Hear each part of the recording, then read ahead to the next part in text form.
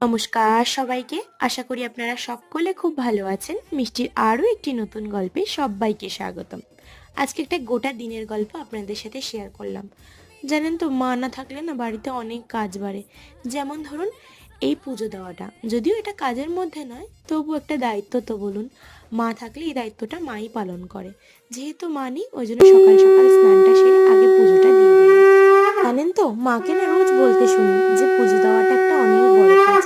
আর সেই কাজটা আমি সকাল সকাল সেরে ফেলেছি, ব্যাস শান্তি।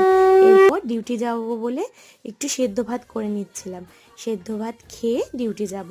আর ওই যে বললাম না, মা নেই, এই যে কাজের শেষ নেই, এই সব কাজগুলো মায়ের দায়িত্ব, কিন্তু এই যে আজকে আমাকে করতে হচ্ছে। তারপরে এই যে ডিউটি গেলাম। আর আজকে একটা জিনিস খুব ভালো, আমার ডিউটিটা বেশ সকাল সকাল শেষ হয়ে গিয়েছে, তাড়াতাড়ি করে বাড়িও চলে এসেছি। বাড়ি এসে সন্ধ্যাবেলা না খুব খিদে পাচ্ছিল, কি করব, তাই একটু জ্যাম, পাউরুটি আর ডিম